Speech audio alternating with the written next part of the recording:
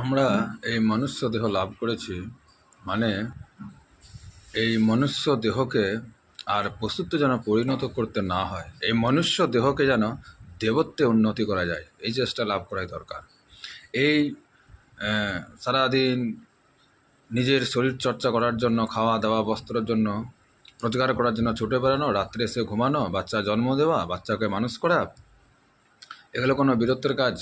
কোনো বীরত্বের কাজ নয়। এগুলো একটা পশুও করে। বীরত্বের কাজ তখনই হবে যখন আপনি পরমাত্মার সান্নিধ্য লাভ করার চেষ্টাটুকু মাত্র করবেন, বাকিটা তো পরমেশ্বর করেই নেবে।